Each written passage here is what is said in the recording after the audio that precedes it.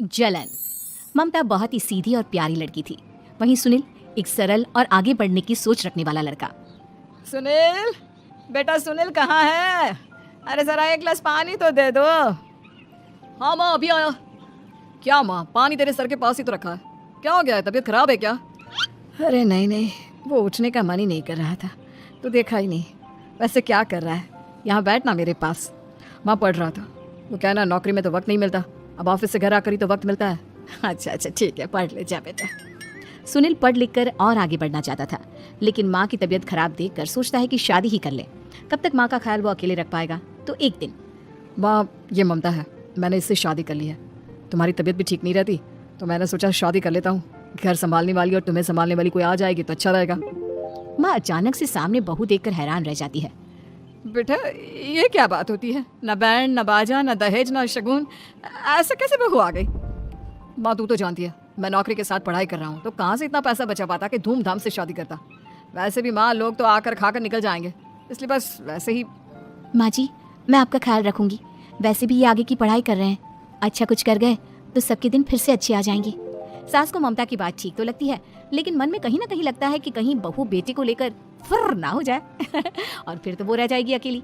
बेटा देख, मेरा जो कुछ भी है वो सुनील ही है, और सुनील का भी अब इस दुनिया में मैं ही हूँ और कोई नहीं। क्या सुनील? बिल्कुल माँ, लेकिन आज से ममता भी मेरे जीवन का अहम हिस्सा है, जैसे तू है। सास को बड़ा बुरा लगता है कि उसकी सल्तनत में कोई और हिस्सेदार कैसे हो सकता है। कैसे कोई और उसके 30 साल के बेटे की जिंदगी में अचानक से आकर बराबर का हिस्सेदार बन सकता है। देख बहू, मैं भले थोड़ा बीमार रहती हूँ, लेकिन इसका मतलब यह नहीं कि घर की चीजों में मेरा कंट्रोल खत्म हो गया है। मैं आज भी इस घर की रानी हूँ, समझी? बेटा सोचता है कि ये माँ को अचानक से क्या हो गया। कल तक जो माँ कहती थी कि जिंदगी का कोई भरोसा नहीं, वो अचानक से जंग के मैदान की झांसी की रानी कैसे बन गई? माँ क्या हो गया? सब ठीक है ना? अचानक कैसी बात कर रही हो? ममता का आज पहला दिन है, स्वागत करो उसका। आसपास की आंटियों को बुलाओ, नई दुल्हन की मुंह दिखाई करवाओ। खैर, सास होने का फर्ज निभाती है और बाद में एक सहेली के साथ बाहर निकल जाती है। क्यों नहीं बताया नहीं कि बेटे का ब्याह कर रही हो? वैसे तो सारा दिन हम ही में घुसी रहती हो। अरे मुझे भी तो अभी पता चला, यूं अचानक सर पर लेकर आ गया। कहता है बहू है माँ तुम्हारी। अब इसको भी इतना ही मैं प्यार करता हूँ जितना तुझे करता हूँ। लो जी, ये क्या बात होगी?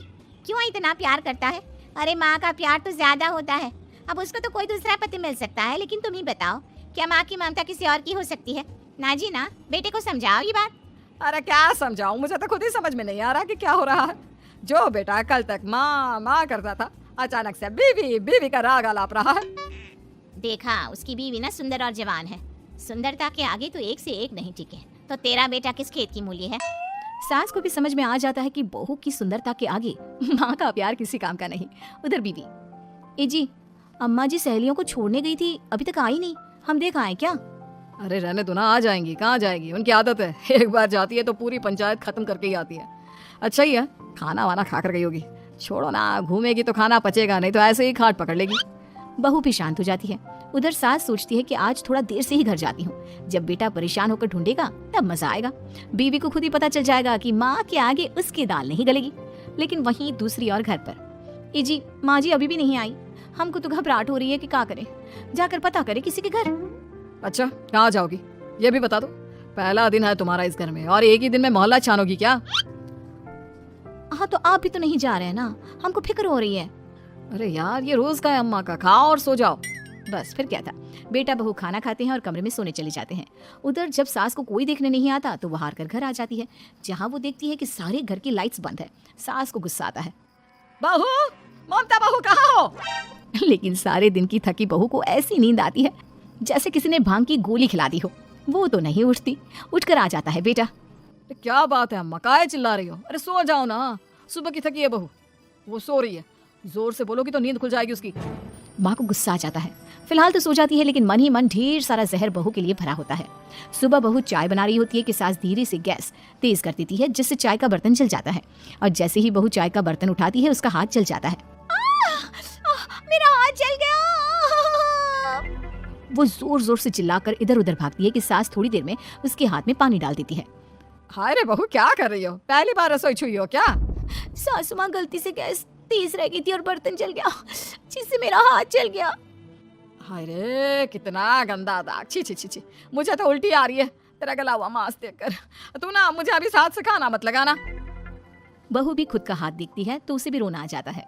कुछ दिनों के बाद सास की सहेली आती है, बहू चाय बनाकर लाती है।